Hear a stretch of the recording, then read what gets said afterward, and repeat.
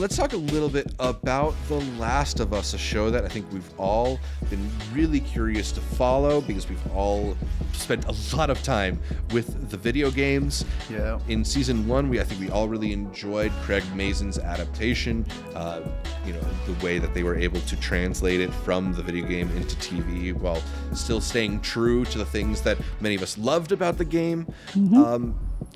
Season 2 brings us into the world of The Last of Us Part 2, and those of us who have played the game have known that there's a big question lingering over the show. And this is the part where if you are not up to date on The Last of Us, or if you've not played the video game, get out of here. Check the spoiler timestamps. warning. If you're watching later, check the timestamps. Go ahead. By gosh, they finally did it. The Last of Us finally, season... they did it so much faster than I thought they were going to. I was going to say, they got it over with. They didn't stretch it out. They didn't tease it. They just ripped off the Band-Aid. And to Craig Mazin's credit, in the Q&A thing that HBO loves to do at the end of their episodes, he said that, he knows people are going to be asking the question. The longer you draw it out, the more people ask it, the more chance that people just find out anyway. True. We got to get to it sooner or later. Arturo, now that we are here, what do you think about how The Last of Us TV show handled the death of Joel, Pedro Pascal's character on the show? I do think it's better in the game. I do feel they've changed too much, that they have altered the messaging of the game. Oh, interesting. Slightly.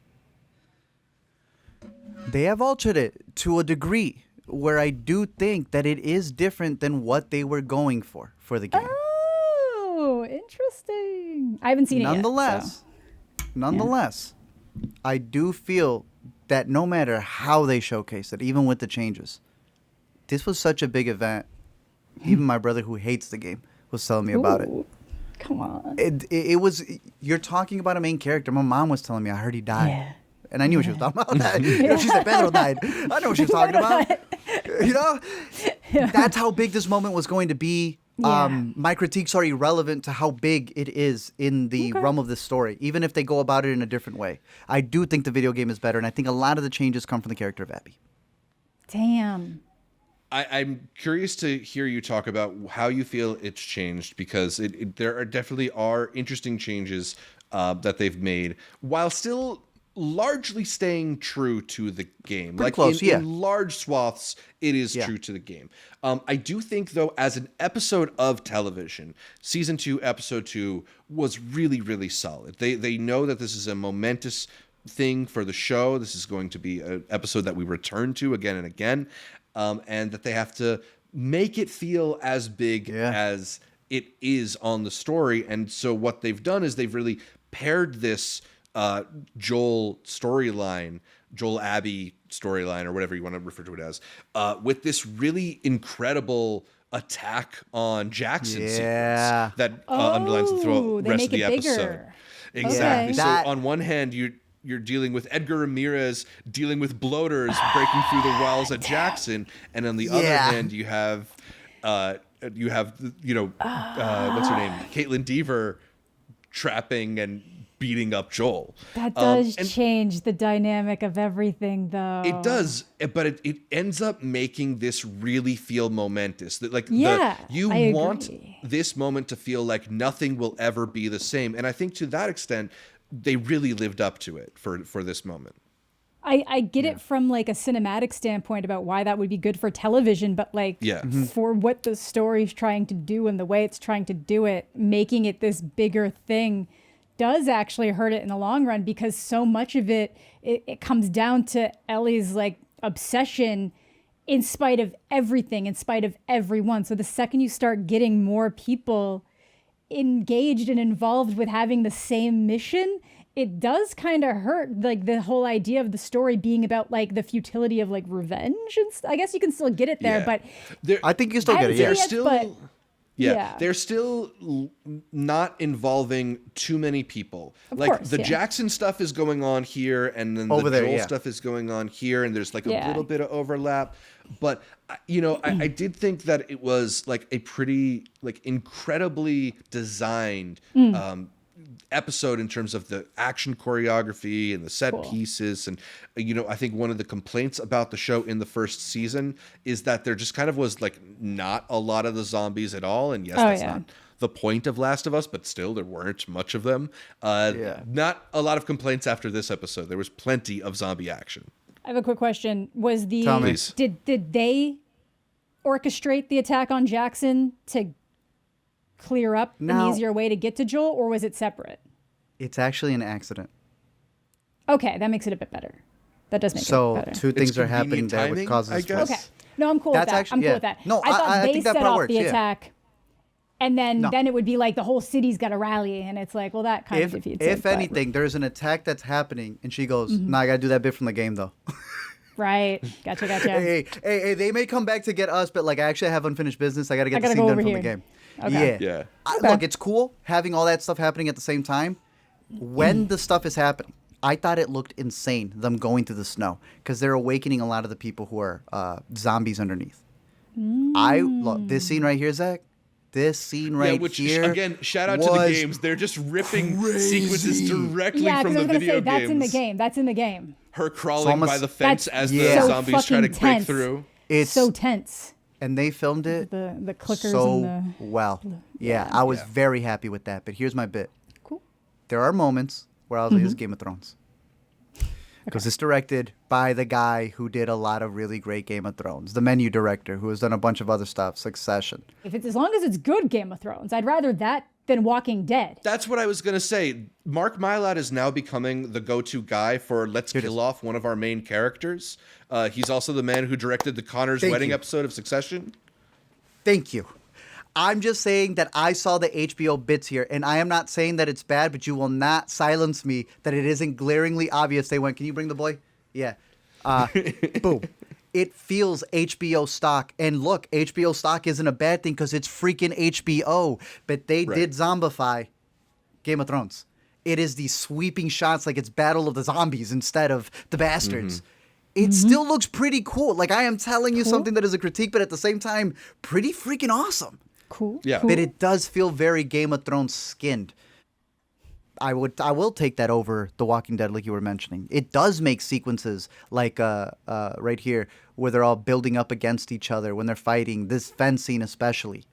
My bigger ones come from the fact that this girl does not look anything like Abby. And y'all gonna tell me that they don't got her walking around like this? Abby's a very muscular character. So now they got what's her name walking like this. And I'm like, why you gotta walk like that? You weren't walking like that a second ago. Yeah. I know they were like, no, she couldn't do it because I think her mom died, so that she couldn't go through the training. And I'm like, Kaitlyn Dever was never going to get to be anywhere near the size of Abby.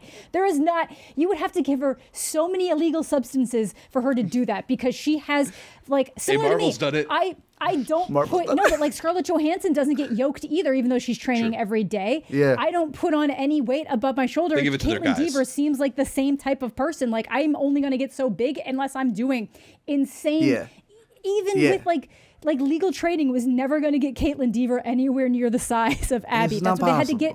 Like they had like a face body double. They had a face person for Abby, and they had a body person for Abby, and then they had a voice person for Abby. See, it is possible, but you have to have a certain body type that Kaitlyn Dever doesn't have. But then are we putting this on a unrealistic level of expectations then, if that in order to create the video game character there was not one actress that could do it, that we had to put three actresses together, right? Well, you could, because is you it just unfair to put that expectation on Kaitlyn Dever? Not that I wouldn't have wanted her to do it, but I remember it was going around. Florence Pugh is going around as a person, and Florence Pugh is not big, but her body type is more set to look like Abby. Kaitlyn Dever is little. I kind of like that. Florence Pugh has at least a lot of the similar. She's slim. Yeah. You know, Florence Pugh is not big. I'm not saying she's big by any means, but her body but type, she's got more of the body type she's got. The wrestling movie, Fighting with My Family. She has the ability to put on weight and muscle in the places that could at least get halfway to. I didn't think they were ever going to get to Abby. You could get halfway to Abby. Kaitlyn Dever was never going to be that person unless you were like pumping her full of shit. Yeah. So my bit, Zach, by the way, is... As always, I'm chronicling the movies that we mention on the podcast on our letterbox lists, and I just did not anticipate Fighting with My Family would end up on the Last of Us discussion. But hey, it's there. You go. I'm not going to hold it against Kaitlyn Dever, but if they are changing and adjusting how her body works, then yes, I'm going to say like, you can't walk around like you're a brick shithouse if you're just like little Kaitlyn Dever. That's my only bit, bro. I'm looking at this and I'm like, you don't have to be the big character. So why do they still have you walking around like this? I get that in the game, it's part of this idea that she felt like it was the only way she could kind of control her own safety was to specifically spend all of her time training and getting stronger and getting bigger. And if they want to take that out of the story, it's fine. But like, come on. I see people's complaints with Kaitlyn Dever not living up to Abby, but at the same point, like we all really like her as an actress. I love her, so I'm fine with it. Yeah. It is just more like if she's trying to act like she's bigger than she is, then that's weird because it doesn't even look like she put on like basic muscle. There is one so bit. they're all military, so there's a little bit of that. They're all going like I guess at least give her a huge vest or something so that like she's working around the vest. Or give her the Zachary Levi suit. Give her that. The Shazam. She looks just like Ellie, and I think that there is this like that's been an push issue and for a long pull. time. Yeah. Because everybody, she was a fan casting, but it was like, she's too old to be young Ellie. Yeah, and she was talking about it in an interview because someone had asked her, and she pretty much said, oh, yeah, that's supposed to be for a movie version that never got made. Oh, I didn't even know that. I thought that was just a fan casting. No, she had said that. She's like, we had worked with something. I was like, wow, I've never heard you on the record admit it. Yeah. It does add to the story element of what it's supposed to be in her being what Ellie then has to decide to continue. Yeah, so when she's doing it to Joel, it's jarring, but it's also kind of interesting in the aspect that it looks like the person who they want Ellie to look like. Yeah, being in the series, being the bad person. I'm into that. I think people did kind of give up on her being Ellie, though, because everybody jumped over to Kaylee Spaney being Ellie. But I like the dynamic. It does make it interesting for them to look so similar, or at least like what the characters originally supposed to look like. It makes it interesting. Right, and they are, in this interesting way, gonna be mirror versions of each other, right? So to make them literally have these physical similarities will be interesting. Mm-hmm. Bro, I also thought our boy played the brother. Tommy. I thought he was Tommy. I was like, how you playing two roles? I was like, wait, no. He's Tommy. And I was like, oh my God. Yeah. Tommy. Art. All the Hispanics look alike too to me. You're allowed to say it. Art, one other thing about the show is that because so much of it hews so close to the games, at least in like the large story arcs, right? I found myself occasionally being lacking a little bit of the suspense that you would normally like to feel on a show like this.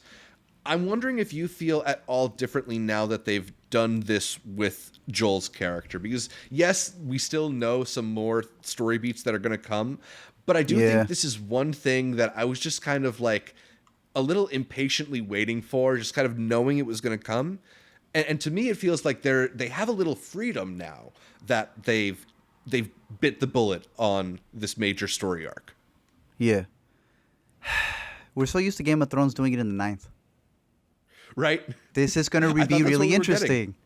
Yeah. I've seen a lot of the future stuff, the promos. They're going to keep bringing them back, and the game does it too.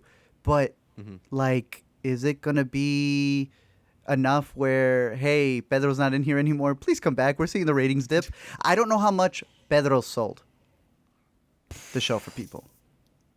I think it was a good amount, but there's a lot of Oh, you're saying this is a Steven Yeun moment for the show, maybe? Walking Dead they can't do it. They won't do it. They have the benefit that there's a lot of flashbacks they can go through if they decide to. There's a lot, because it's like so much of this season should be Ellie processing her very complicated feelings towards Joel and thinking back to those key moments of their time together. So I'm assuming we're going to get a lot of those like flashback scenes.